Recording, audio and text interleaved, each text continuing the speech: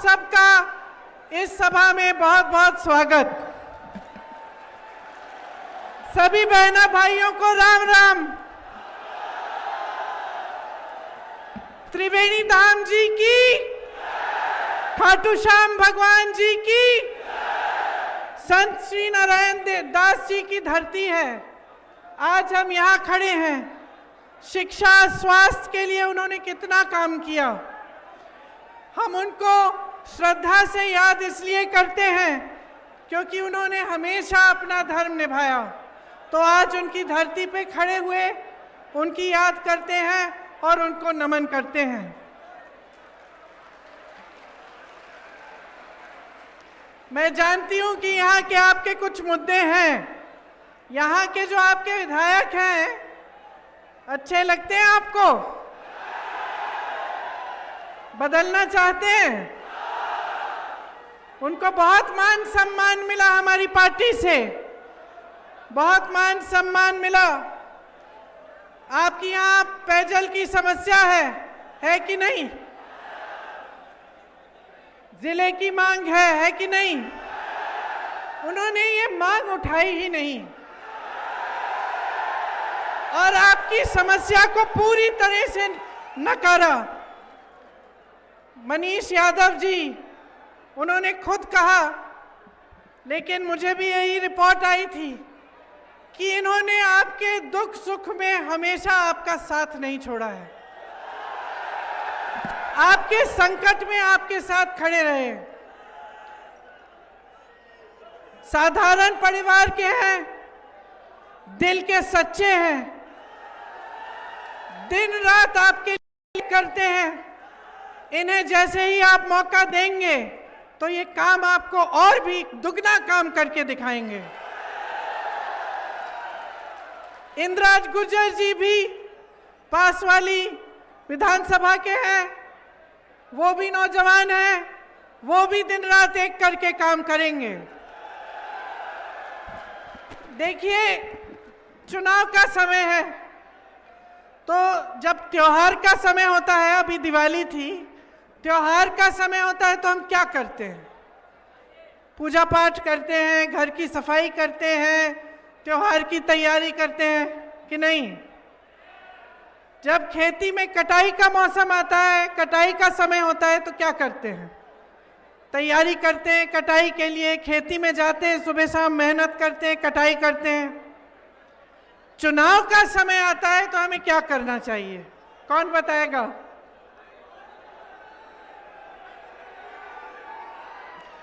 चुनाव का समय होता है हिसाब किताब करने का समय, सही है? ये आकलन करने का समय कि भाई हमारे लिए हमारी सरकार ने क्या किया है, हमारे लिए हमारे विधायक ने क्या किया है, और देश में जो परिस्थितियां हैं उनको ठीक तरह से समझने का समय होता है। कभी कभी लोग कहते हैं कि भाई हम तुम्हारे धर्म के हैं, हम तुम्हारी जाति के हैं, इसी आधार पर हमें वोट दे दो, कहते हैं। लेकिन मैं कहना चाहती हूं कि वोट जो है आपका, वो पूरी जिम्मेदारी से, समझदारी से आप ही के पक्ष में जाना चाहिए। और ये जो चुनाव का समय है, इस समय ये समझना कि आपकी भलाई के लिए कौन काम करता है और आपको नकारता कौन है, ये बहुत ज़रूरी है। तो बहुत सारे नेता आते जाते हैं मंच पे। हम कांग्रेस के नेता हैं, कांग्रेस के पक्ष में तो बोलते ही हैं। भाजपा के नेता आएंगे, वो भी भाजपा के पक्ष में बोलेंगे। अच्छा, वो कहते हैं हम भ्रष्ट हैं, कहते हैं ना, कांग्रेस वाले भ्रष्ट हैं कहते हैं। हम कहते हैं भाजपा वाले भ्रष्ट हैं। वो कहते हैं कि हम काम नहीं करते, हम कहते हैं वो काम नहीं करते। तो इस बीच कभी कभी मुझे लगता है कि जनता कैसे समझेगी कि भाई सही कौन कह रहा है, झूठ कौन कह रहा है। तो ये जो समय है चुनाव का, इसमें आप सबकी बातें अच्छी तरह से सुनो, ध्यान से सुनो। मोदी जी आए, उनकी सुनो, भाजपा के नेता हैं, उनकी सुनो, हमारी सुनो। हमारे बड़े बड़े बड़े नेता गहलोत जी, राहुल जी, खड़गे जी आए आपके सामने, उनकी बात सुनो। लेकिन जो आपका वोट है, जो आपकी सोच है, वो बहुत ही तीखी होनी चाहिए। आपको सोचना चाहिए कि किस तरह से इन सब की बातों में से हम सच्चाई को निचोड़ के निकालें, ये आपकी बड़ी जिम्मेदारी है। तो आज जो चुनाव के जो सच्चे सवाल हैं, जो असली सवाल हैं, वो क्या है? एक तो बेरोजगारी है, बड़ा मुद्दा है। अब हम देश में देखें कि जहां पे भाजपा की सरकारें हैं और जहां देश में केंद्र में भाजपा की सरकार चल रही है, वहां बेरोजगारी का क्या दर है? 45 सालों में सबसे अधिक बेरोजगारी आज हमारे पूरे देश में है। अब आप अपने प्रदेश में राजस्थान में देखिए, राजस्थान में मैं मुख्यमंत्री जी से पूछ रही थी 2-3 दिन पहले कि मुख्यमंत्री जी हमने कितने रोजगार दिलवाए हैं, तो वो बोले देखो 2 लाख रोजगार हमने दिलवाए हैं और 1 लाख रोजगार हमने बजट में हमने घोषणा की थी, उसमें से 40,000 रोजगार प्रक्रिया में है। तो ये जवाब वो मुझे दे पाए और ये हमारी आपस की बात थी, ये नहीं था कि कोई सुन रहा है देख रहा है। मैंने आपस से हम बैठे थे, मैंने पूछा कि कितने रोजगार दिए हैं। मुख्यमंत्री जी ने सच्चाई से बोला देखो 2 लाख दिए हैं। यही बात जब मैं मध्य प्रदेश में थी, भाजपा की सरकार है वहां 18 सालों से, बहनों और भाइयों 18 साल कम नहीं होते। मैंने पूछा कि भाई जब से ये पिछली सरकार बनी है इनकी 3.5 सालों से इनकी भाजपा की सरकार है वहां, कि जब से इनकी सरकार बनी है तो इन्होंने कितने रोजगार दिलवाए? अब कोई मुझे जवाब दे के बताए। यहां हमने 5 सालों में 2 लाख रोजगार बनाए। मध्य प्रदेश में भाजपा की सरकार है, आप सोचेंगे कि चलो 1 लाख तो बनाए होंगे, नहीं। 10,000 नहीं, 1,000 नहीं, 3.5 सालों में बहनों और भाइयों मात्र 21 रोजगार दिए हैं उनकी सरकार ने। सोच सकते हैं आप, मात्र 21 रोजगार। फिर अगर हम युवाओं को देखें, शिक्षा के लिए कितने काम किए हैं। शिक्षा के लिए राजस्थान की सरकार ने नए पाठशाला बनाए। मैं छत्तीसगढ़ जाती हूँ, अपनी सरकार वहाँ भी है, यहाँ भी है। छत्तीसगढ़ में हर जिले में पाठशाला बनाई है। तो मैंने गहलोत जी से पूछा कि छत्तीसगढ़ में तो हमारी सरकार ने हर जिले में बनाया है इंग्लिश मीडियम का स्कूल, आपने कितने बनवाए? हंसने लग गए, कहा अरे जिला क्या, हमने तो गांव-गांव में बनवाए हैं। नई यूनिवर्सिटियां खोली हैं, नए कॉलेज हैं वो खोले हैं, मेडिकल कॉलेज खोले हैं। और वहां मध्य प्रदेश में पूछ लीजिए, अपने मध्य प्रदेश के दोस्तों से पूछिए, वहां पर 7,000 से अधिक स्कूल बंद कर दिए हैं। तो सोचिए यहाँ 5 सालों में नई यूनिवर्सिटियां, नए कॉलेज, नए स्कूल बन रहे हैं, वहां पे 7,000 से अधिक बंद हो चुके हैं। किसानों से पूछिए, यहाँ पे आपके कर्ज माफ किए गए। जो केंद्र सरकार ने महंगाई जो बढ़ाई हुई है, जीएसटी का जो टैक्स है वो कहाँ जाता है? वो प्रदेश की सरकार के पास नहीं जाता बहनों भाइयों। वो जो टैक्स है जो आज आपके बर्तनों पे है, जो भी आप खरीदने जाएं उस पे है, आप किसान हैं ट्रैक्टर पे है, तमाम चीज़ों पे वो टैक्स है जो आपको भरना पड़ता है, जिसकी वजह से सब कुछ महंगा हो रहा है। वो टैक्स कहाँ जाता है? वो प्रदेश की सरकार के पास नहीं जाता है, वो आपके पैसे हैं। वो केंद्र की सरकार, मोदी जी की जो सरकार है, उसके पास वो टैक्स जाता है। तो ठीक है, टैक्स जाता है, हम सोचे कि ठीक है टैक्स जा रहा है, हमारे पैसे जा रहे हैं थोड़े अधिक, तो कम से कम आपको ये नहीं लगता कि उस टैक्स से, वो जो पैसे हैं उससे आपके लिए काम होना चाहिए कि नहीं? जितना भी पैसा सरकार का होता है वो किसका होता है? मोदी जी का तो नहीं होता, उनके मंत्रियों का नहीं होता। शायद उनके लिए ये दुख की बात होगी कि अडानी जी का भी नहीं होता, है ना? वो पैसे बहनों और भाइयों आपके पैसे होते हैं। हमारा देश ना लोकतंत्र है, लोकतंत्र में जितनी भी संपत्ति होती है देश की सरकार की, वो जनता की संपत्ति होती है। तो चाहे शिक्षा हो, चाहे स्वास्थ्य सुविधाएं हो, चाहे सड़कें हो, चाहे नौजवानों के लिए रोजगार हो, ये सब उस संपत्ति से आना चाहिए, उसी संपत्ति से बनना चाहिए। हम रोजगार की बात करते हैं, यहाँ राजस्थान में 2 लाख रोजगार आपको दिलवाए। मैंने आपको बताया मध्य प्रदेश में भाजपा की सरकार ने कितने रोजगार दिए, लेकिन आप इनकी सोच को समझिए। यहाँ से राजस्थान से कितने बच्चे जवान बनकर हमारी सरहदों पे हमारी सुरक्षा करते हैं कि नहीं, देश की सुरक्षा। जब वो जाते हैं, सेना में भर्ती होते हैं, तो मन में क्या होता है? देशभक्ति की भावना, और इतनी मजबूत होती है वो देशभक्ति की भावना कि वो कहते हैं कि हमारी जान चले जाए लेकिन हम सरहद पे खड़े होकर अपनी देश की सुरक्षा करेंगे।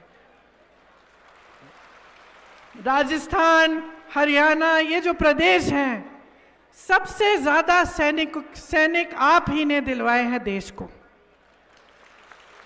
अब हमारी क्या उम्मीद रहती है सरकारों से? सरकारों से हमारी यही उम्मीद होती है ना, रहती है कि भाई हमारे जीवन में संकट है, हमारे देश जीवन में मुश्किलें हैं, उन मुश्किलों का सामना करने के लिए हमारी सरकार हमारी सहायता करे, ये उम्मीद होती है। इसी तरह से नौजवान होता है, रोजगार लेता है, सेना में भर्ती होता है, तो खुश रहता है कि भाई मेरी भर्ती हो गई, जीवन भर मैं काम करूंगा सेना में। इन्होंने क्या किया? अग्निवीर योजना ले आए। अग्निवीर में क्या है कि भाई सेना में भर्ती होने के लिए वही ट्रेनिंग करो, उतनी ही मेहनत करो, लेकिन तुम्हारी भर्ती सिर्फ 4 सालों के लिए होगी। तो अगर सिर्फ 4 सालों के लिए सैनिक खड़ा होगा, वापस घर आएगा, फिर से वही बेरोजगारी का सामना करेगा, तो उसके मन पे क्या बीतती होगी? क्या वो सोचेगा कि हाँ हम जाके सरहद पे खड़े होकर इस देश के लिए अपना जीवन दे दें, लेकिन इस देश की सरकार हमें सिर्फ 4 सालों की नौकरी दे रही है। उसी तरह से जो सरकारी कर्मचारी है, काम करता है, 20 सालों के लिए उसके हर महीने उसके थोड़े थोड़े पैसे सरकार निकालती है कि पेंशन में जाएंगे। तो वो क्या उम्मीद रखता है सरकार से? यही उम्मीद रखता है कि मेरे पेंशन के जो पैसे कटेंगे वो अंत में 20 साल बाद मेरे हाथों में आ जाएंगे और मुझे उनकी मैं खुद हिफाजत करूंगा। सरकार क्या कर रही है? केंद्र की सरकार पेंशन के पैसे लेती है और उसका निवेश खुद कर देती है। अब कर्मचारी कहता है कि भाई निवेश आप कहीं कर लो, कहीं गड़बड़ हो जाए, गलत निवेश कर लिया तो मेरी तो 20 सालों की मेहनत चली गई ना, मेरे तो पैसे वापस नहीं होंगे। तो सरकारी कर्मचारियों की समय से ये मांग है केंद्र सरकार से कि भाई हमारा जो पुराना पेंशन था, जिसके जरिए मेरे पेंशन के पैसे मेरे ही हाथों में मिल जाते, वो पुराना पेंशन वापस कर लो। किसान की क्या मांग रहती है? किसान का कर्ज होता है, मुश्किलें होती हैं, किसान चाहता है कि खाद आसानी से मिल जाए, सही दाम मिले अपनी फसल की, और जो अगर कर्ज में डूब रहा है तो अगर सरकार की सहायता हो तो कर्ज में से निकल पाए, यही किसान की मांग होती है। तो इस तरह से आप सरकार से उम्मीद रखते हो। ये सरकार क्या कहती है? ये सरकार कहती है किसानों के कर्ज माफ करने के लिए हमारे पास पैसे ही नहीं हैं। तो कांग्रेस की जो सरकारें हैं, राजस्थान में आपने खुद देखा, छत्तीसगढ़ में, कर्नाटका में, जितनी भी सरकारें हैं, सबसे पहले तो किसानों को राहत देती हैं। तो यहाँ पे आपके कर्ज माफ हुए। इसी तरह से पुरानी पेंशन की स्कीम, जहाँ जहाँ कांग्रेस की सरकार है, आज वहाँ पुरानी पेंशन की स्कीम लागू है, तो सरकारी कर्मचारी भी खुश हैं। महिलाओं की बात करते हैं बहनें, मैं जानती हूँ कि महंगाई का जो सबसे बड़ा बोझ है ना, आप उठाती हो, मैं जानती हूँ। सुबह से शाम तक आप मेहनत करती हो, खेती में भी जाती हो, जो जॉब करता है वो जॉब के लिए भी जाता है, जाती हैं। घर आके फिर भी आपको सारा काम करना पड़ता है, घर का काम छोड़ती नहीं है, बाहर मजदूरी करती हैं, खेती का काम करती हैं, नौकरी करती हैं, फिर भी घर आती हैं, फिर भी घर में मेहनत का काम होता है, फिर बच्चों की परवरिश करती हैं। छोटा मोटा अगर आप बचत कर सकती हैं तो उसमें से जुगाड़ करके छोटी मोटी चीज़ें घर के लिए, बच्चों के लिए खरीदती हैं। अभी त्योहार हुआ, धनतेरस था, आपने कुछ सामान खरीदा होगा घर के लिए। तो ये जो बोझ है समाज का, आप उठाती हैं। जितने भी नेता हैं वो आकर बोलते हैं कि महिलाओं पर अत्याचार हो रहा है, ये हो रहा है, वो होता है। खास तौर से आजकल भाजपा के नेताओं ने बहुत बात करनी शुरू की है कि महिलाओं पर बहुत अत्याचार हो रहा है। तो मैं आपसे पूछना चाहती हूं बहनें, अत्याचार हो रहा है, होता है, और सबसे ज्यादा शायद महिलाओं पे होता है। जब ये आपके सामने आकर इन चीजों का राजनीतिकरण करते हैं, इसके बारे में इसका कुछ राजनीतिक खेल करना चाहते हैं, ये कहना चाहते हैं कि अरे आपके प्रदेश में ज़्यादा है, हमारे प्रदेश में तो है ही नहीं, हमारी सरकारों में है नहीं, तो ये गलत करते हैं। क्योंकि ये महिलाओं के मान सम्मान का बात है। इससे किसी को खिलवाड़ नहीं करना चाहिए, राजनीतिक बातें इसमें मिलानी नहीं चाहिए। देखिए, इनके प्रदेशों में बहुत अत्याचार होता है। मैंने यूपी में काम किया, हाथरस का जो एक महिला पे इतना बड़ा हादसा हुआ था, इतना बड़ा अत्याचार हुआ था, वो यूपी में हुआ था। उन्नाव की एक महिला के साथ क्या क्या नहीं हुआ।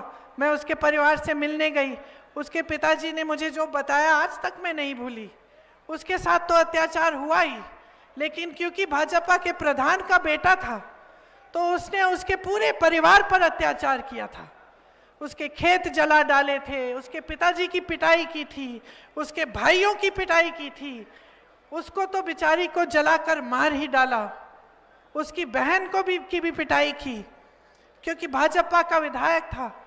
आपको ताज्जुब होगा, जब मैं उस गांव में गई तो मेरा काफिला जब जा रहा था तो रुक गया, क्योंकि हमने देखा कि काफी बड़ी भीड़ थी लोगों की, तो हमने सोचा कि पीड़िता का घर होगा। जब हम रुके तो हमें पता चला, मैं उतरी गाड़ी से, पता चला ये तो अपराधी का घर है। पीड़िता के घर में कोई जा ही नहीं रहा था, वो अकेले संघर्ष कर रही थी, उसका परिवार अकेले संघर्ष कर रहा था। सारे लोग जितने भी थे, सरकार, साधन, सब कुछ अपराधी के पक्ष में थे। ये इनके प्रदेशों में हो रहा है। तो मेरा कहना है कि देखो, ये जो समाज की समस्या है, समाज में हमें लड़ना है इस समस्या के खिलाफ। महिलाओं के लिए समाज में पहले लड़ना है और फिर सारी सरकारों को लड़ना है इसके खिलाफ, चाहे वो भाजपा की हो चाहे कांग्रेस की हो। इसका राजनीतिकरण नहीं करना चाहिए। महिलाओं की जो बात मैंने कही कि महंगाई का बोझ आप उठाती हो, समाज का बोझ आप उठाती हो, परिवार का बोझ, बच्चों की परवरिश का बोझ भी आप ही उठाती हो, तो आपके लिए सरकार को काम करना चाहिए। तो जहां जहां इनकी सरकारें हैं, आप देखिए, इनके जो प्रदेश है, मध्य प्रदेश में इनकी सरकार चल रही है 18 सालों से। बहनों, 18 सालों से महिलाओं के लिए कुछ नहीं किया। चुनाव आ रहा है, 2 साल पहले बड़ी स्कीम कर दी कि भाई ये लाडली स्कीम है, इसमें हर महीने आपको पैसा मिलेगा। महिलाएं खुश भी हो गई, लेकिन ये सोचने की बात है कि ऐसी स्कीम, इनके जो सरकार है, ऐसी स्कीम सिर्फ चुनाव के 2-2 महीने पहले क्यों लाती है? जब सालों से इनकी सरकार रहती है, तब न किसानों के लिए स्कीम, न महिलाओं के लिए स्कीम, न मजदूरों के लिए स्कीम। अब देखिए, मैंने शुरू में ये बात की कि कैसे फैसला करोगे। मेरी बातें सुन रहे हो, उनकी बातें सुनते हो, कैसे फैसला करोगे कि सच्चाई क्या है? इसके लिए सबसे बड़ी जरूरत जो है, सबसे महत्वपूर्ण चीज क्या होती है कि पब्लिक जागरूक बने। आपकी जागरूकता, आप समझ लीजिए कि आपके साथ क्या खेल हो रहा है। तो इसमें देखिए, समझने की बात है। ये लोग कहते हैं महंगाई बहुत है, भाई प्रदेश की सरकार आपकी मदद नहीं करती, लेकिन मैंने जैसे आपको शुरुआत में कहा, जो जीएसटी की टैक्स है, जो हर चीज पे लगी है, जिसके वजह से महंगाई बढ़ी है, वो सब केंद्र में जाती है। पेट्रोल का दाम कौन तय करता है? कौन तय करता है? प्रदेश की सरकार नहीं करती, मोदी जी की सरकार तय करती है। डीजल का दाम मोदी जी की सरकार तय करती है। तो आप देखिए मध्य प्रदेश में पेट्रोल कितने का है? 110 रुपए का है। यहां राजस्थान में कितने का है? कम है मध्य प्रदेश से। ये लोग मंच पे आते हैं तो कहते हैं कि राजस्थान में पूरे देश भर में सबसे अधिक है।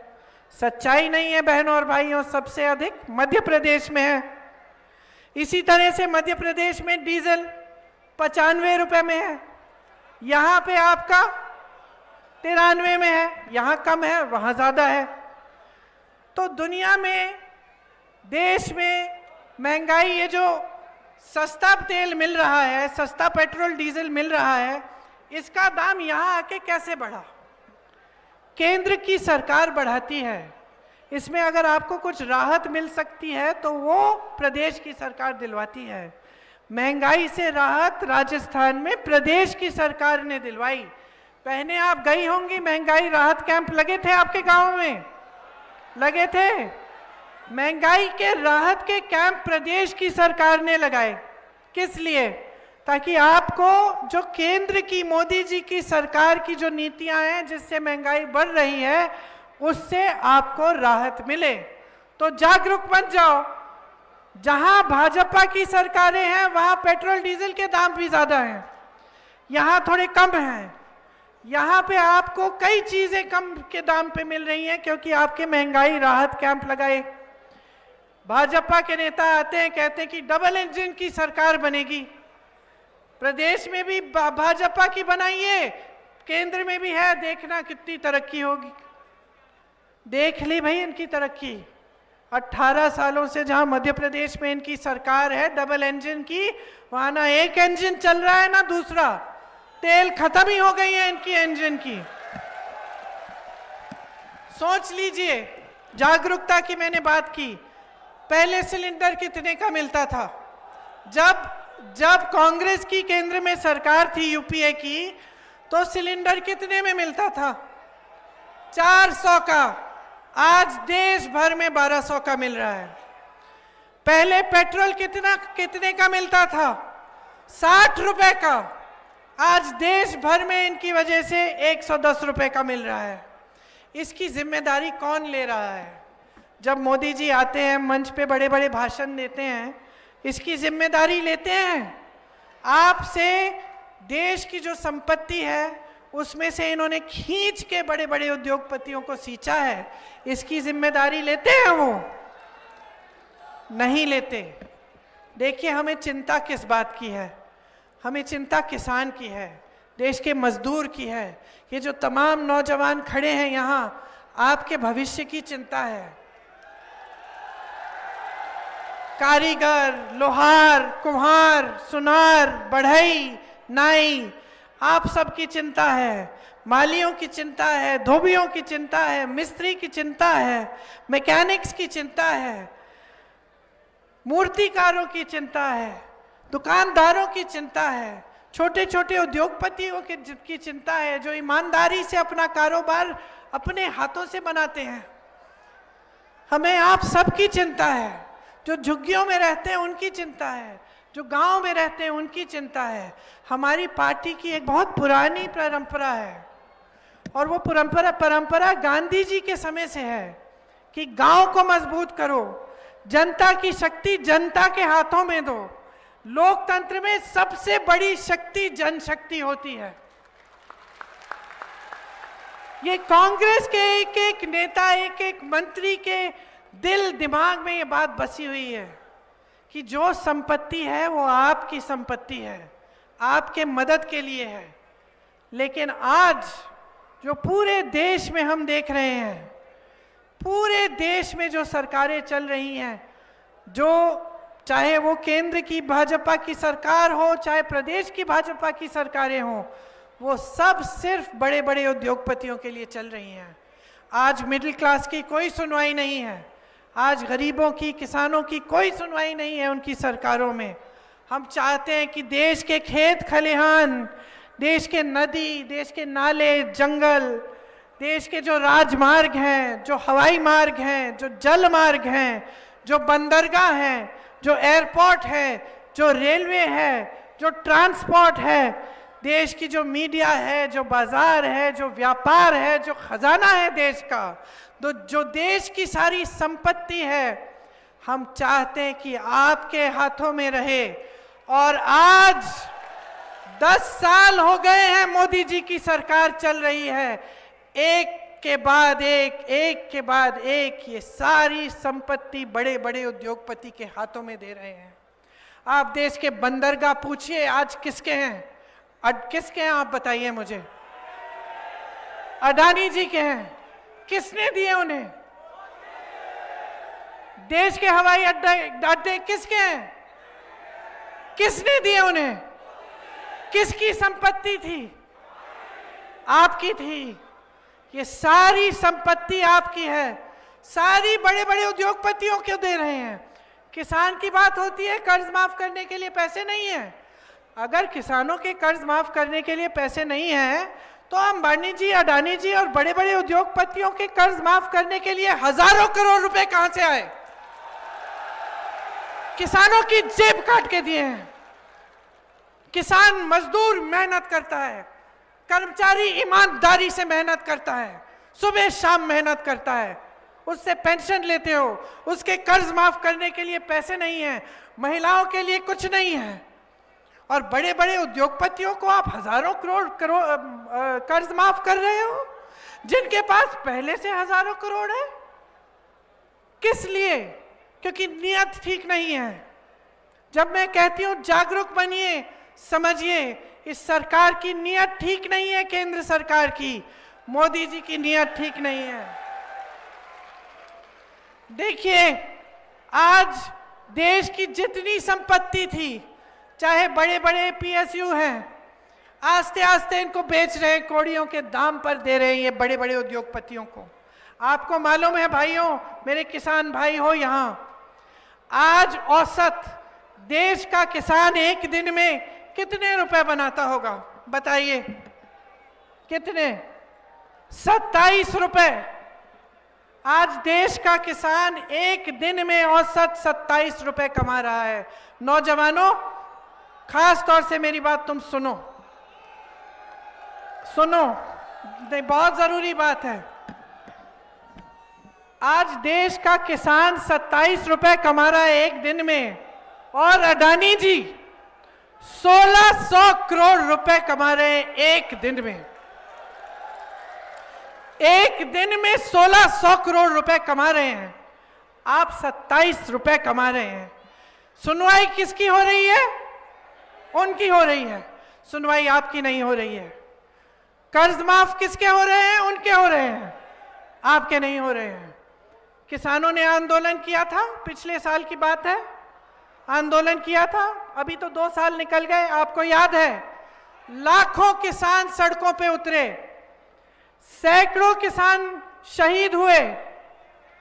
इनके मंत्री के बेटे ने उत्तर प्रदेश में 6 किसानों को अपनी जीप के नीचे कुचल डाला।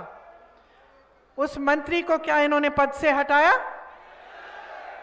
उन्हीं दिनों में जब हम लोग आंदोलन कर रहे थे कि हमें न्याय दिलवाओ किसानों को, उन्हीं दिनों में लखनऊ में एक बड़ा प्रोग्राम किया, उनके मंच पे बैठा था वो मंत्री जिसके बेटे ने 6 किसानों को कुचला। ये आंदोलन प्रधानमंत्री मोदी जी के घर के पास था, होगा कुछ 4-5 किलोमीटर दूर। महीनों से किसान बैठे रहे, धूप में बैठे, सर्दी में बैठे, पानी काट दिया गया उनका, बिजली नहीं थी, कोई आया उनकी सुनवाई करने के लिए? मोदी जी ने कष्ट किया? नहीं किया भाइयों और बहनों। मोदी जी निकले नहीं अपने घर से। वो आंदोलन क्या था? वो जो 3 काले कानून थे जिससे कि किसानों की कमर टूट जाती, उनके खिलाफ था। वो कानून वापस कब लिए मोदी जी ने? समझ लीजिए पूरा खेल। वापस तब लिए जब 2 महीने में विधानसभा का चुनाव आ रहा था यूपी का। जब विधानसभा का चुनाव आने वाला था, तब मोदी जी को पहचाने कि भाई इससे तो मुसीबत हो जाएगी, कहीं हम चुनाव न हार लें, चलो ये कानून वापस ले लेते हैं। तब तक सुनवाई नहीं थी। मणिपुर को देखिए, मणिपुर भी हमारे देश का ही प्रदेश है। मणिपुर में सैकड़ों गांव जला डाले, इतने बुरे बुरे हादसे हुए, हम लोगों ने सब वीडियो पे देख ही नहीं पाए। बहनों, कैसी कैसी चीजें हुई, देखना ही मुश्किल था, उनको जीना कितना मुश्किल होगा। मोदी जी ने वहां जाने का कष्ट किया? नहीं किया, नहीं किया। लेकिन बहनों और भाइयों, नौजवानों, अभी अभी हाल में क्रिकेट का वर्ल्ड कप हुआ।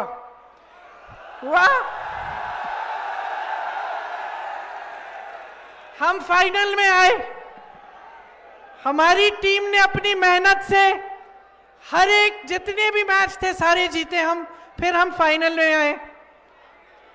फाइनल में कौन पहुंचा? हमारी टीम पहुंची ना अपनी मेहनत से। मोदी जी भी पहुंच गए, मोदी जी भी पहुंचे ना, फट से पहुंचे। हम सबको कितना दुख हुआ कि हमारी टीम हार गई। बहुत उम्मीद थी, सब मैच जीते थे, हम सबको आपको भी हुई होगी कि ये वाला भी हम जीत जाएंगे। निराश हुए, सब दुखी हुए,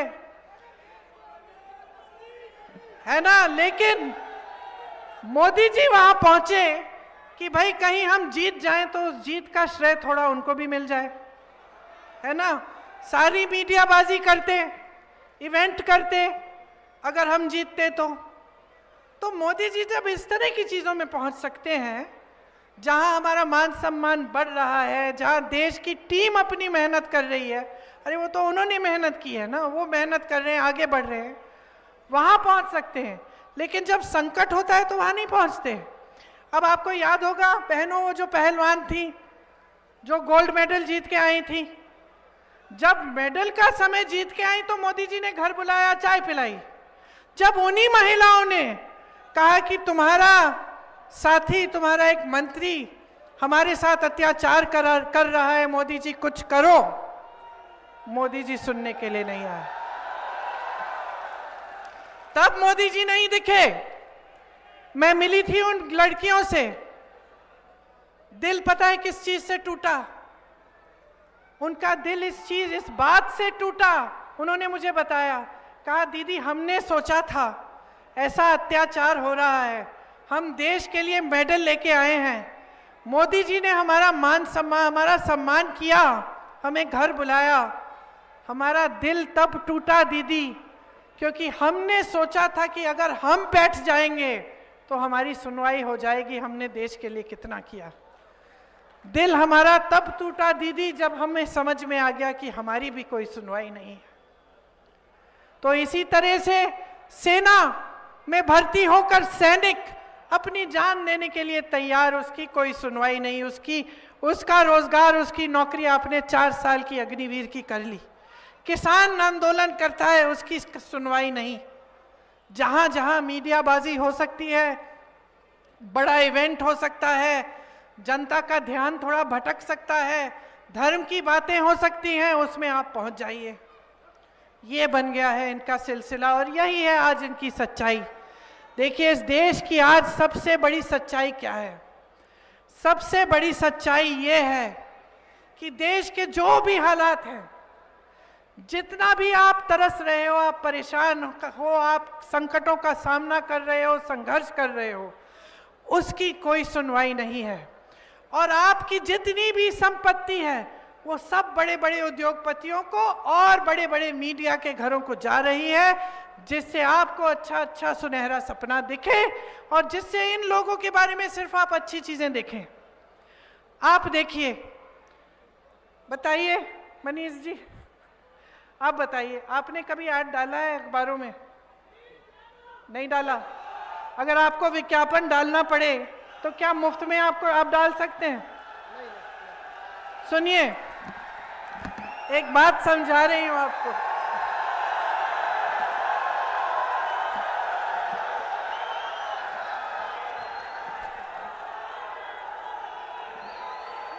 क्या किया है मनीष ने, सुनो।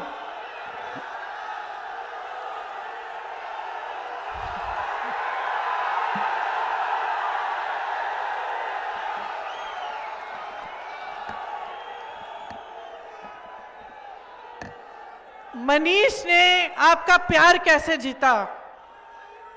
काम करके।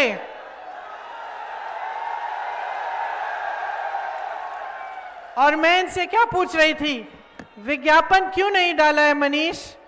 क्योंकि विज्ञापन बहुत महंगा होता है, बहुत महंगा होता है। उससे अच्छा इन्होंने अगर कोरोना में आपके लिए काम किया, आपके लिए सड़क पे उतरे दोनों, वो काम किया। आज अगर मैं कह दूं कि भाई प्रियंका गांधी का पूरा एक पन्ने का विज्ञापन डलवा दो अखबार में, पता है आपको लाखों करोड़ों का खर्चा है, बहुत बड़ा खर्चा होता है। तो आप ये जो विज्ञापन देखते हैं हर जगह मोदी जी, हर जगह मोदी जी, हर जगह अखबारों में देखते हैं, टीवी पे देखते हैं मोदी जी मोदी जी मोदी जी मोदी जी, ये मैं आपसे पूछना चाहती हूं कि अगर एक विज्ञापन के लिए लाख करोड़ रुपए लग जाते हैं, तो ये जो सारे विज्ञापन हैं इनके पैसे कहां से आते हैं? कहां से आते हैं? मोदी जी तो कहते हैं वो फकीर हैं, है ना? तो अगर वो फकीर हैं तो इनके कार्यकाल में भाजपा सबसे अमीर पार्टी कैसे बनी? और बहनों और भाइयों, देश में नहीं, दुनिया की सबसे अमीर पार्टी है भाजपा। के ऑफिस देखे आपने? आपके जिले में ऑफिस होगा? हाँ, अरे मैंने बहुत प्रयास किया यूपी में कांग्रेस के ऑफिस खुलवाने के लिए। जहां कमरा मिल जाता था किराए पे, उस पे हम बोर्ड लगा के कांग्रेस का ऑफिस खुलवा लेते थे। इन लोगों की बड़ी बड़ी इमारतें बनी हैं, किसने दिए उसके पैसे? कहां से आए वो पैसे? इन विज्ञापनों के लिए, इन ऑफिसों के लिए मुझे बता दो, एक तुम्हें भाजपा का एक नेता बता दो जो साधारण परिवार का है, जो अमीर नहीं है, बता दो। सब के सब अच्छा खासा कमा रहे हैं। ये पैसे कहां से आ रहे हैं? ये जो सब बन रहा है इनका, ये जो मीडिया है जिसमें धड़ाधड़ इनके विज्ञापन आते हैं, ये आपकी संपत्ति जो छीनी गई है ना, ये सब वही है।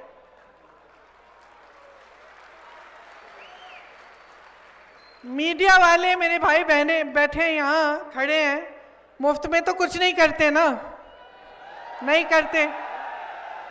तो जब मीडिया इतना दिखा रही है, सुबह से शाम तक आप देख ही रहे हो, तो कोई तो पैसे देता होगा। तो ये जो सारी देश की संपत्ति बड़े बड़े उद्योगपतियों को जा रही है, अंबानी जी, अडानी जी, और भाजपा अमीर होती चली जा रही है ये पार्टी, तो इसमें कुछ समझने वाली बात है कि नहीं है बहनों और भाइयों? आप 27 रुपए कमा रहे हो दिन में, सोच लो आपकी भलाई का काम कौन कर रहा है? मोदी जी कहते हैं हमें वोट दो, पुण्य करो, तुम्हारा पुण्य होगा। मैं उनसे कहना चाहती हूं, मोदी जी माफ करिए, पुण्य तो अडानी जी का हो जाएगा। वोट आपका है, काम आपका होना चाहिए। वोट आपका है, कमाए अडानी। वोट किसान का, कमाए अडानी जी। वोट कारीगर का, कमाए अडानी जी। वोट नौजवान का, कमाए अडानी जी। सही बात है ये। देखिए, आजादी की लड़ाई हमारे पूर्वजों ने लड़ी, आपके पूर्वजों ने भी लड़ी। ये जो आपका प्रदेश है ना, इसमें देशभक्तों की कोई कमी नहीं है। शुरू से देशभक्ति है, और आज भी आपके प्रदेश से सबसे ज्यादा हमारे सैनिक हैं। तो आपका जो प्रदेश है, देशभक्तों का प्रदेश है। गर्व है आपको अपनी धरती पर, हमें भी गर्व है। समझ लो बात अच्छी तरह से। जब आपके पूर्वजों ने आजादी की लड़ाई लड़ी, तो वो लड़ाई अपने लिए नहीं लड़ी, नेता बनाने के लिए नहीं लड़ी, किसी अडानी को कमाने के लिए नहीं लड़ी, वो आपकी आजादी के लिए लड़े थे। वो इसलिए लड़े थे कि इस देश में लोकतंत्र बने, और लोकतंत्र का मतलब ये है कि आपकी संपत्ति आपके हाथों में जाए। जहां जहां कांग्रेस की सरकार है, छत्तीसगढ़ में देखिए, राजस्थान में देखिए, तो यही काम करने का प्रयास रहा है। आप कर्ज में डूबे थे, आपके कर्ज माफ करने का काम हुआ। महिलाओं को दिक्कत थी, महंगाई के राहत के कैंप लगे। स्वास्थ्य सुविधाओं में कमी थी, स्वास्थ्य की सुविधाएं सब जगह CHC PHC खुलवाए, अस्पताल खुलवाए, मेडिकल कॉलेज खुलवाए। नौजवानों को रोजगार चाहिए था, 2 लाख रोजगार दिलवाए। इसका मतलब है आपके पैसे आपके जेब में आए, रोजगार से आपको पैसे मिलते हैं, महंगाई राहत कैंप से आपके पैसे बचते हैं, किसानों के कर्ज माफ होते हैं, आपको पैसे मिलते हैं, नौजवानों को रोजगार से, जैसे मैंने कहा, आपकी कमाई होती है। किसी बड़े उद्योगपति अडानी अंबानी की कमाई नहीं हो रही है। और हम नहीं कहते कि सारे उद्योगपति खराब है, ऐसी बात नहीं है। देखिए टाटा बिरला ऐसे उद्योगपति बड़े बड़े रहे हैं, उन्होंने आज़ादी की जंग में भी उन्होंने मदद की। उसके बाद भी हम सब जानते हैं कि उन्होंने क्या क्या बनाया। अगर मैं पूछूं भाई टाटा क्या बनाता है, आप जवाब दे सकते हैं कि भाई टाटा की ट्रक बनती है या टाटा का कुछ और बनता है। या कोई आप मैं पूछूं कि भाई बिरला क्या बनाते थे, तो आप कह सकते कि हाँ हमें मालूम है ये बनाते थे। अब मैं आपसे पूछ लूं अडानी जी क्या बनाते हैं, भाई क्या बनाते हैं? किसी को मालूम ही नहीं है, किसी को मालूम ही नहीं है कि ये दुनिया में एक सबसे अमीर उद्योगपतियों में से हैं। अचानक कितने अमीर बने हैं, देश के बंदरगाह, देश के हवाई अड्डे सब इनको दे दिए गए हैं। ये बनाते क्या है भाई? ये ठीक है, वो नहीं मालूम कि भाई ये बनाते क्या है, मालूम नहीं। रोजगार तो देते हैं, रोजगार भी नहीं मिलता आपको, रोजगार भी नहीं मिलता आपको, और इनको सब सौंपे जा रहे हैं। आप इनके लिए वोट देना चाहते हैं क्या?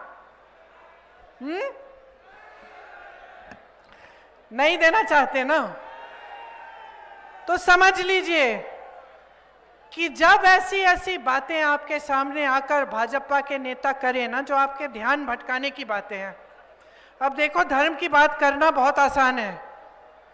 इस देश में हम सब धार्मिक हैं, सब हैं, चाहे हम हिंदू हो, मुसलमान हो, सिख हो, बौद्ध हो, ईसाई हो, सब धार्मिक हैं। ये हमारी प्रवृत्ति है। हम छोटे छोटे से हैं, मैं भी छोटी थी, मेरी दादी जी ने सबसे पहले मुझे श्लोक सिखाया, फिर मैं उनके साथ कभी कभी उनकी जो पूजा का कमरा है उसमें बैठ जाती थी। उसमें उन्होंने सब, आपको मालूम है, उन्होंने भारत माता की एक चित्र रखी हुई थी। सबसे पहले भारत माता, फिर जो भगवान की सारी छोटी मूर्तियां थी वो, और सब धर्मों का आदर करती थी। तो हम तो देखिए सब धार्मिक लोग हैं। हाँ देख लो,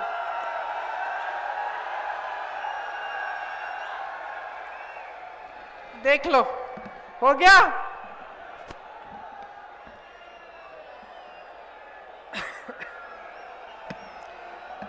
अब बोलो,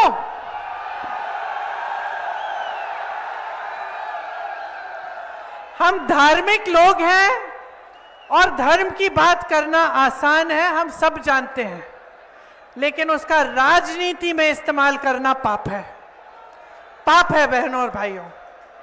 और ये जो सिलसिला चल रहा है ना देश में कि चुनाव के समय धर्म की बात कर ली, ये रुकना चाहिए, क्योंकि इससे आपका ध्यान भटक जाता है। आपका ध्यान अपने विकास पे होना चाहिए, अपने भविष्य, अपनी तरक्की पे होना चाहिए। और अर्जुन की तरह, जैसे अर्जुन ने अपना ध्यान एकदम केंद्रित किया था, उस तरह से अपना ध्यान केंद्रित रखो। जो आपका ध्यान भटकाना चाहते हैं वो अपने फायदे के लिए करते हैं, इससे सिर्फ उन्हीं का फायदा होता है।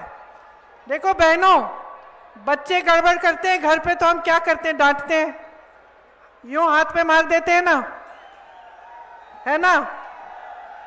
अगर नौजवान घर में तुम्हारी तरह बैठा है और बैठा ही रहता है, घर का कुछ काम वाम नहीं करता, खेती में नहीं जाता, रोजगार ढूंढने नहीं जाता, बैठा ही रहता है, कहता है मम्मी खाना दे दो, ये कर दो, वो कर दो, कुछ करता नहीं है, तो तुम डांटती हो ना, डांटती हो उसको, कहती हो अरे ये क्या तुमने आदत बना रखी है, बुरी आदत है, उठो जाओ रोजगार ढूंढो, बाहर जाओ, खेती में जाओ, कहते हो ना। तो जब नेताओं की आदत खराब होती है तो उसको क्यों नहीं डांटते? उसको सबक क्यों नहीं सिखाते? बच्चे को सिखा रहे हो। नेता की आदत तुमने डाल दी है कि चुनाव आया, धर्म की बात करता है, जाति की बात करता है, चले जाता है। अगले चुनाव में दिखेगा, क्योंकि उसको मालूम है कि काम तो आप पूछ नहीं रहे हो। आप काम की बात पूछ नहीं रहे हैं, वो काम कर ही नहीं रहा है।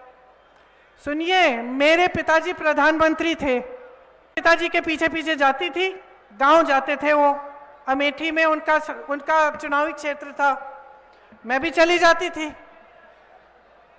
अब वो समय था, ज्यादा दूर नहीं था।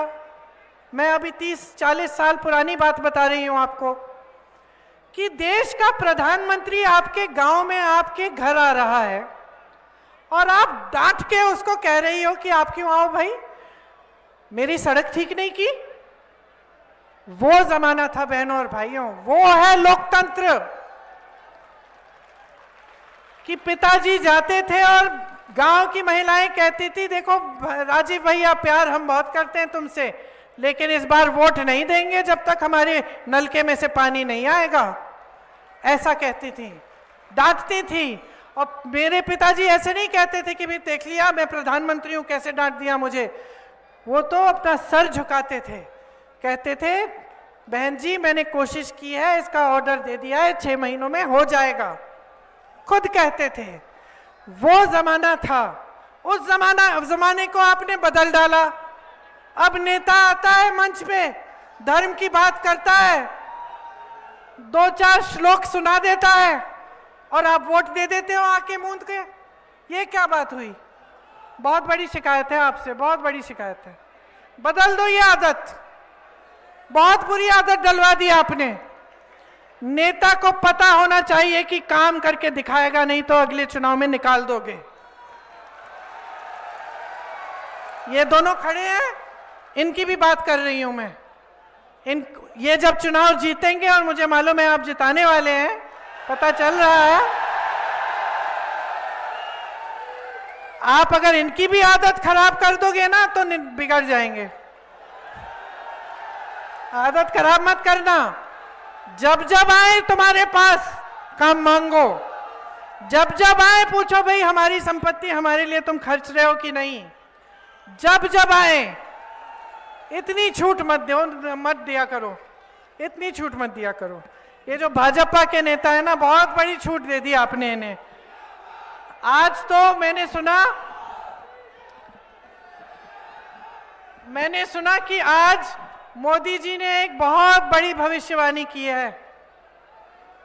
हाँ, कुछ भविष्यवाणी उन्होंने कहा कि मैं यहाँ पे अहंकार से नहीं, शायद मंच पे खड़े थे, उन्होंने कहा कि मैं आज बहुत बड़ी भविष्यवाणी करने वाला हूँ कांग्रेस की जो सरकार है, गहलोत जी की सरकार के बारे में। तो आज मैं यहाँ पे खड़े होकर आपकी इस पावन धरती पे मैं भी एक भविष्यवाणी करती हूँ, सुन लो। और मेरी भविष्यवाणी ये है कि अगर इसी तरह से मोदी जी और उनकी सरकारें देश की सारी संपत्ति बड़े बड़े उद्योगपतियों को सौंपती रहेगी, तो एक ऐसा दिन आएगा जब इस देश की जनता का गुस्सा संभल नहीं पाएगा, जब इस देश की नाराजगी का सामना मोदी जी को करना पड़ेगा। और अगर उस समय मोदी जी ने अपना सर झुकाया नहीं, और अगर उस समय जनता की बात मानी नहीं, तो मोदी जी का नुकसान होगा। क्योंकि मोदी जी आज जिस तरह से सरकार चला रहे हैं, अगर मोदी जी खुद ही समझ जाएं और आप उनको समझा दें कि ये नहीं चलेगा, कि जो देश की संपत्ति है ये किसी 1-2 जनों के हाथों में मत सौंपो मोदी जी, ये आपका कर्तव्य नहीं है इस देश के प्रति। इस बात को उन्हें समझाना पड़ेगा। और मैं जानती हूं कि आप इस बात को आस्ते आस्ते समझ रहे हैं। आप खुद समझ रहे हैं, देख रहे हैं कि देश में किस तरह से बड़े बड़े उद्योगपतियों का फायदा हो रहा है और गरीबों किसानों का नुकसान हो रहा है। तो मेरी भविष्यवाणी यही है कि देश की जनता सब समझ जाएगी देश की जनता में आज नहीं तो कल विवेक आएगा ही आएगा।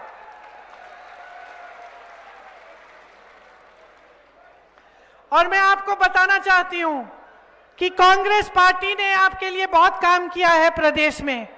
आपको केंद्र की कुनीतियों से बचाया है, महंगाई से बचाने के लिए महंगाई राहत कैंप बनवाए, किसानों को 15,000 करोड़ तक का कर्ज माफ किया है, 2,000 यूनिट सिंचाई बिजली फ्री, लंपी में 40,000 प्रति गाय को मुआवजा दिया गया, 1 करोड़ लोगों को बिजली बिल शून्य की मिली।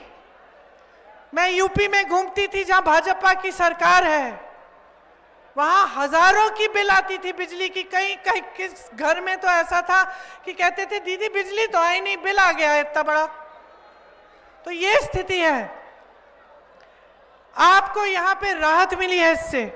इंदिरा रसोई बनाई गई जिससे 8 रुपए में आपको भरपेट भोजन मिलता है। चिरंजीवी योजना यहां राजस्थान में ऐसे लोगों से मिली हूं जिनकी हार्ट की सर्जरी मुफ्त में हो गई, 1 पैसा नहीं लिया इलाज के लिए। पहले 25 लाख की थी चिरंजीवी योजना, 25 लाख तक मुफ्त इलाज। अब नई जो गारंटी है हमारी वो 50 लाख तक मुफ्त इलाज होगा। हर जिले में अस्पताल बनाया गया है, नर्सिंग होम, हर जगह नर्सिंग होम बने हैं। 3 लाख सरकारी नौकरियां, मैंने कहा कि 2 लाख दी गई हैं, उसमें से 1 लाख अभी प्रोसेस में है, 40,000 प्रोसेस में है, 1 लाख तक घोषणा हो गई है। यहाँ पेपर लीक की समस्या थी, उसके लिए कानून बनाया गया, उम्र कैद की सजा कर दी है। ऐसा कानून किसी भी राज्य में नहीं है। अब अगर हमारी सरकार फिर से आएगी तो ये काम निरंतर होता चले जाएगा। अगर भाजपा की सरकार आ गई तो ना आपके कर्ज माफ होंगे, ना आपकी बिजली की बिल फ्री होगी, ना इस तरह से आपके लिए जो महंगाई के राहत कैंप है ये भी नहीं लगेंगे। महंगाई बढ़ती चली जाएगी और ये सारे काम जितने भी हैं ये रोके जाएंगे। ये सिर्फ मैं कह नहीं रही हूं, आप खुद अपने विवेक से देखिए इनके प्रदेशों में क्या हो रहा है। इनके प्रदेशों में ये स्कीम नहीं चल रही है। इसीलिए समझ लीजिए हमारी जो गारंटी है वो इस आधार पे आपको दी जा रही है कि जैसे कर्नाटका जैसा प्रदेश है, हमारी सरकार आई, हमने 5 गारंटी उसमें हमने चुनाव के दौरान बोली थी कि ये हमारी 5 गारंटी है। सरकार आई, मंत्रिमंडल की पहली बैठक हुई, मंत्रिमंडल की पहली बैठक में सबसे पहले क्या पास हुआ, वो 5 गारंटी पास हुई। यहाँ हमने आपको काम करके दिखाया, उस काम के आधार पर हम कह रहे हैं कि ये चिरंजीवी योजना अब 50 लाख तक होगी। 4 लाख सरकारी नौकरी हम दिलवाएंगे, कुल 10 लाख नए रोजगार बनवाएंगे अलग अलग स्तर पे।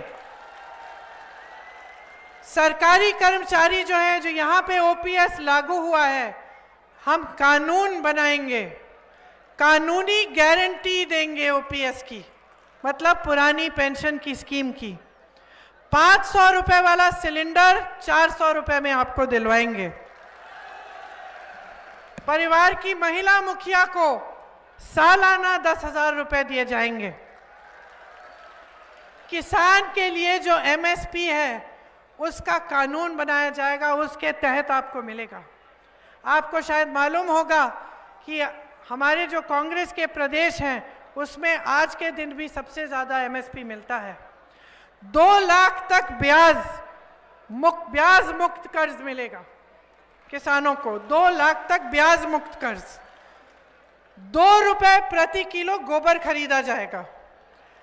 अब एक बार मैंने ये बात यूपी में बोली तो लोग हंसने लग गए, लेकिन मैं बताती हूँ क्यों बोली। क्योंकि आवारा पशु की जो समस्या है ना, कि आवारा पशु खेती खाता है, बहुत बड़ी समस्या है पूरे, मतलब इस भारत के इन सारे इलाकों में, राजस्थान, यूपी, मध्य प्रदेश, छत्तीसगढ़ में। छत्तीसगढ़ में हमारी सरकार ने बहुत अच्छी तरह से इसे सुलझाया।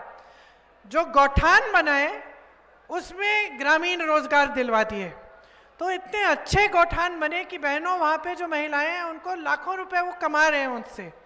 लेकिन सबसे बड़ी चीज़ उन्होंने करी कि जो आवारा पशु है उसका जो गोबर है, जो अगर आप घर में रख लेते हैं तो उससे आपसे गोबर खरीद रहे हैं। तो जब गोबर खरीदना शुरू किया जनता से, तो जनता आवारा पशु को घर में रखना शुरू की, क्योंकि उनको लगा कि भाई इसको हम घर में रख लेते हैं, पाल लेते हैं, गोबर बेच देंगे और हमारे आवारा पशु की समस्या भी खत्म हो गई। तो आपकी कमाई भी हो गई, समस्या भी खत्म हो गई। तो राजस्थान में भी हम ये करना चाहते हैं, हम गोबर खरीदेंगे, 2 रुपए किलो में गोबर खरीदेंगे। सरकारी कॉलेज में छात्रों के लिए, फर्स्ट ईयर के छात्रों के लिए लैपटॉप और टैबलेट दिलवाई जाएगी। प्राइवेट स्कूलों में 12वीं तक शिक्षा फ्री होगी। प्राइवेट में भी ठीक है। अंग्रेजी मीडियम शिक्षा की गारंटी दी जाएगी और मनरेगा में 150 दिन का रोजगार आपको मिलेगा। ये हमारी नई गारंटी है। तो देखिए, एक आखिरी मुद्दा है और वो ये है कि राजस्थान में भाजपा एकदम बिखरी हुई है। जितने बड़े बड़े नेता थे भाजपा, उनको दरकिनार कर दिया, उनको परे कर दिया। आज भी मोदी जी आपके यहाँ जब आते हैं तो अपने नाम से वोट मांग रहे हैं। उनको ये भी नहीं मालूम कि मुख्यमंत्री कौन बनेगा। तो उनकी पार्टी बिखरी हुई है। बहुत ऐसे लोग हैं जो पार्टी छोड़ के अलग से चुनाव लड़ रहे हैं, निर्दलीय चुनाव लड़ रहे हैं। तो पार्टी बिखरी हुई है। योजनाएं गरीबों, किसानों, मजदूरों, बहनों, नौजवानों के लिए नहीं है। बड़े नेता परे कर रखे हैं। तो जब आप वोट दोगे ना, तो समझ लो कि अभी जो हो रहा है आपके प्रदेश में, जो अच्छे अच्छे काम हो रहे हैं, इनको अगर आप चलने देना चाहते हैं, ऐसी सरकार चाहते हैं जिसके मुख्यमंत्री गहलोत जी आपसे कहते हैं कि मांगते मांगते थक जाओगे, मैं देते देते नहीं थकूंगा, ऐसी सरकार चाहते हैं जो इन सारी स्कीमों को जिंदा रखे, तो आप कांग्रेस को अपना वोट दें। अगर आप ऐसी सरकार चाहते हैं जिसका आपको ये भी मालूम नहीं कि मुख्यमंत्री कौन बनेगा, जिसकी पूरी पार्टी बिखरी हुई है, जिसके बड़े बड़े नेता केंद्र से आकर कहते हैं कि भाई हमारे नाम पे वोट दो, मोदी जी तो नहीं बनेंगे ना मुख्यमंत्री, प्रधानमंत्री पद छोड़कर तो नहीं आएंगे ना यहाँ राजस्थान। तो जैसे मैंने कहा, आप जब इनको वोट देते हैं तो आपका वोट सिर्फ बड़े बड़े उद्योगपतियों को सींचने का काम करेगा। आपको अगर अपने लिए प्रगति चाहिए, तरक्की चाहिए, तो एकदम जागरूक बन के अपना वोट डालो। और मैं जानती हूं कि जागरूक बनोगे, समझदारी से अपना वोट दोगे, तो आपका वोट सिर्फ इन दोनों को जाएगा, भारी बहुमत से इनको जिताओगे। कांग्रेस की सरकार दोबारा राजस्थान में बनेगी ताकि आपकी तरक्की होती जाए। आपने बहुत ध्यान से मेरी बातें सुनी है, ज्यादा लंबा तो नहीं बोली, बोर तो नहीं किया? ठीक है, धन्यवाद।